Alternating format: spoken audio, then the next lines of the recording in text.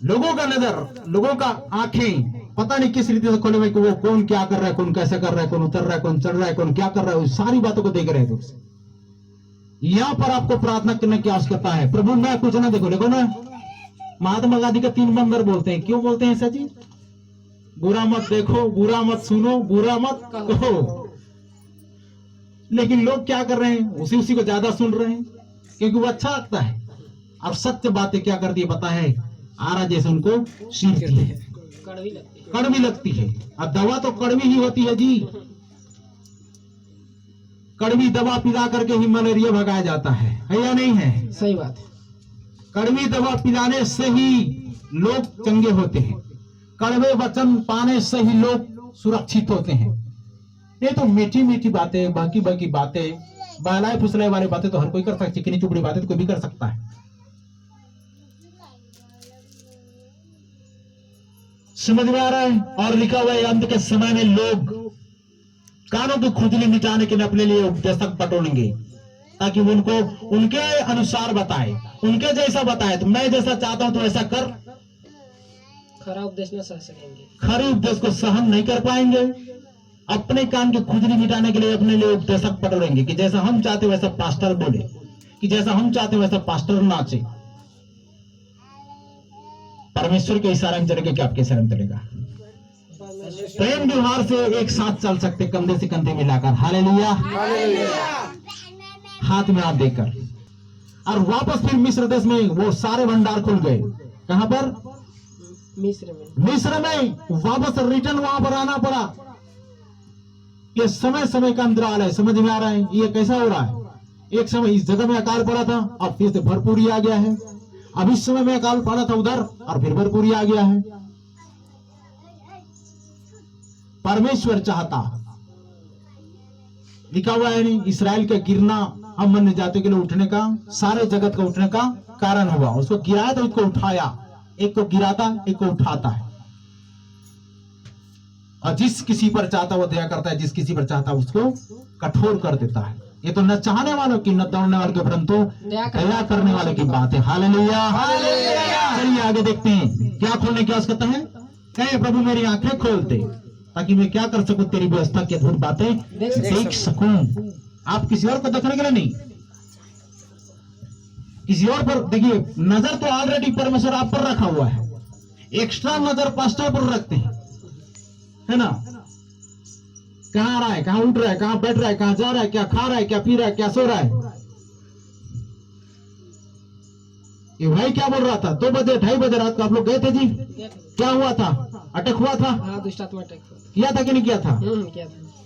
एक नया भाई भी गया था वहां पर, वो चकित हो जा रहा था कि ऐसे क्या हो रहा है, पहली बार घटना देख रहा है। जा जाके देख तो रहे हो।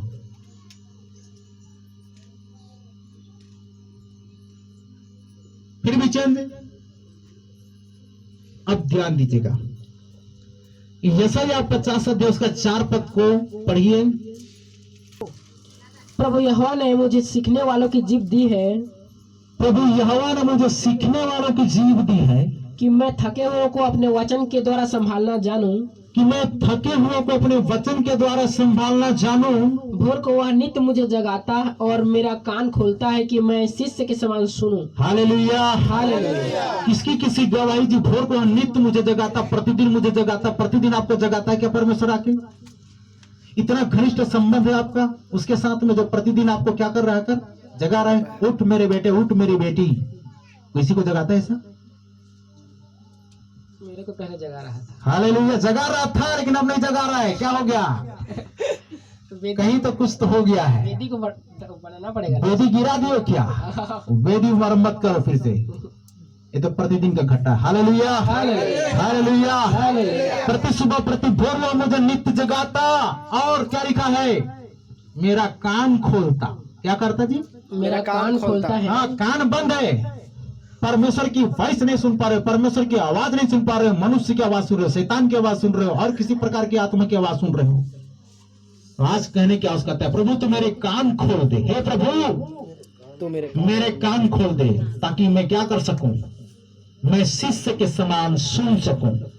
लेकिन आज क्या गुरु के समान सिखाना शुरू कर दिए हैं। अरे भाई, गुरु बोलने से पहले इधर सीखना शुरू करो, उसके बाद गुरु बनो। हालेलुया। पहले क्या करना पड़ेगा? सीखना पड़ेगा। सीखना पड़ेगा। मैं बताया था ना दिन बड़ा कैसे बनता है, कहां पर बताया था? संडा में ना। हर एक व्यक्ति को ऐसा कूटा जाएगा, पीसा जाएगा, इस रीति से निचोड़ा जाएगा, दबाया जाएगा, कुचला जाएगा। उसके बाद उसको क्या किया जाएगा पता है? स्टैंड किया जाएगा। इससे क्या होता है? उसके अंदर में नम्रता आएगा, उसके अंदर में और सुशील स्वभाव आएगा, उसके अंदर में अजीब सी अद्भुत सभ्यता आएगी परमेश्वर के वचन के प्रति। क्योंकि जिम्मेदारी जो दी जा रही है वो आलतू फालतू जिम्मेदारी नहीं है, संसारिक जिम्मेदारी नहीं है, ताकि इसको क्या करो आप तुरंत क्या करो, रिजाइन मार दो।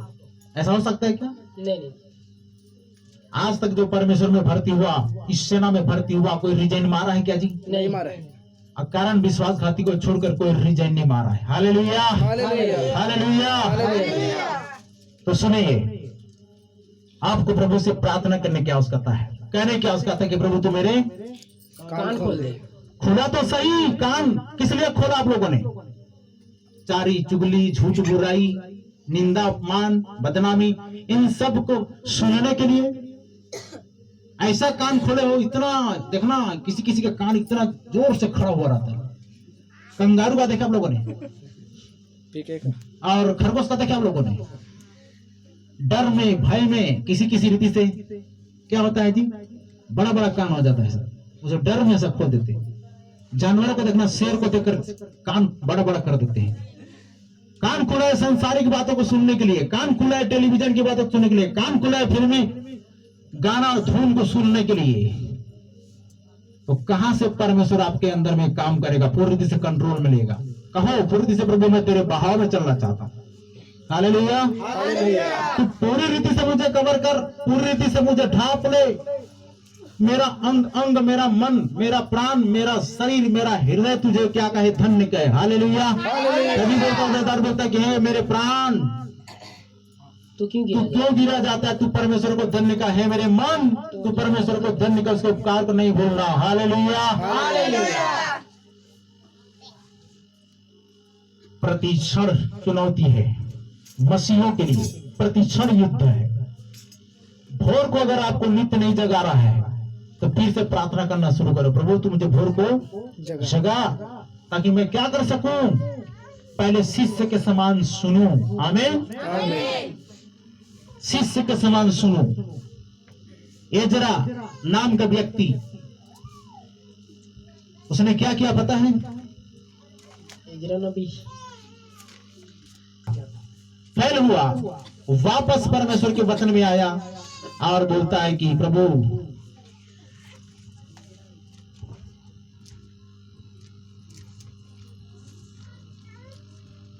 अध्याय 6 पद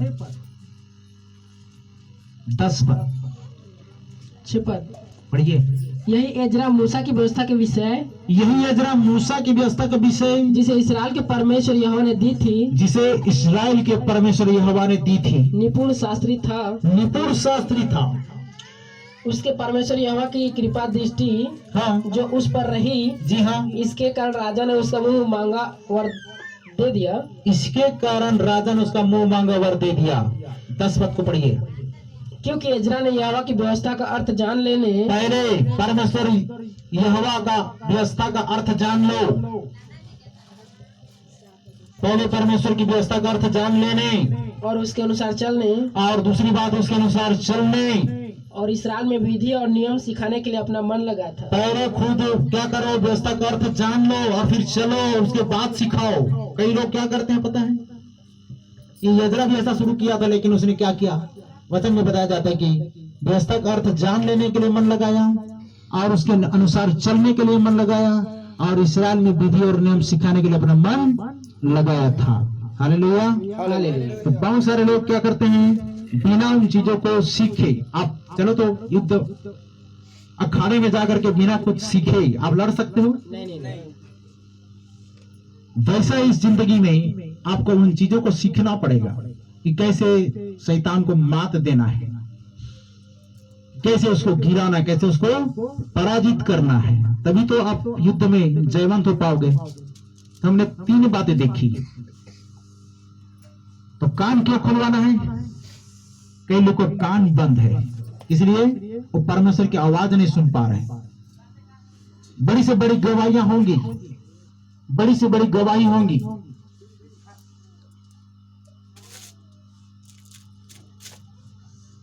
लेकिन आप जिस दिन परमेश्वर की आवाज को सुनना शुरू कर दोगे, समूएल की तरह, प्रभु का तेरा दास सुन रहा तेरा दास सुन रहा है, तेरा दास सुन रहा है, वो आ रहा है। आज भी परमेश्वर आता है और बात करने के लिए।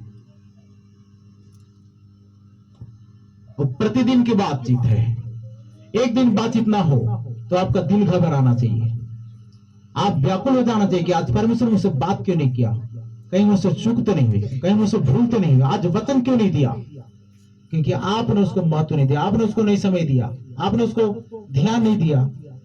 वो तो आया, चला भी गया, उसने देखा तो उठकर दुआ कर रहा है कि नहीं कर रहा है। वो देना चाहता है लेकिन आप लोग ले नहीं पाए। चलिए आगे देखते हैं। यूहन्ना 11:44, लूका 6:38। हाँ वह कफन से हाथ पांव बांधे हुए निकल आया। हाँ, जो मर गया था वो कब्र से हाथ पांव बंधे हुए क्या हुआ? निकल आया।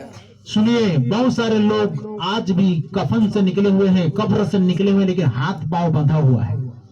क्या हुआ है? हाथ पांव बंधा हुआ है। तो मरे हुए थे, मरे हुए थे, पापों में मरे हुए थे, गुनाहों में मरे हुए थे, दबे हुए थे, कुचले हुए थे, और हाथ पांव दबे हुए निकल आए बाहर।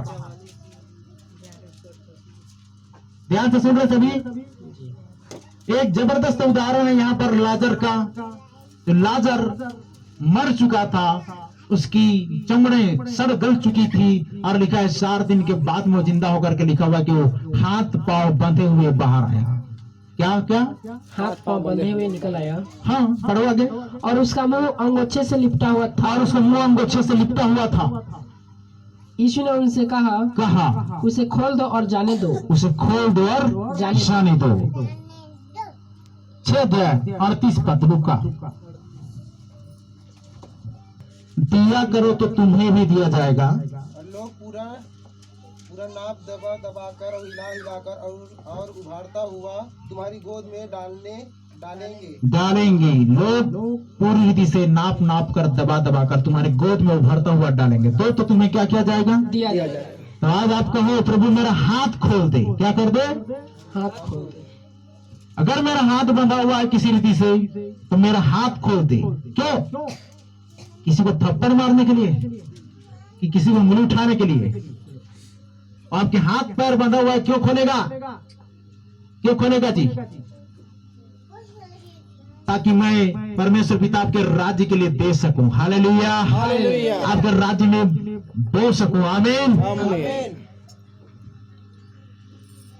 आज से आप प्रार्थना करना, प्रभु मेरी आंखें खोल दे, प्रभु मेरा कान खोल दे, प्रभु मेरा मुंह खोल दे, प्रभु मेरा हाथ खोल दे, क्योंकि यही तो बंधा हुआ है। आज परमेश्वर के वचन में या परमेश्वर की सेवा के लिए हमारे हाथ आगे नहीं आ रहा है। अगर आज आगे आता तो चर्च बिल्डिंग में रहते। हालेलुया। सही बोल रहा हूँ, गलत बोल रहा हूँ? सही बात। है ना?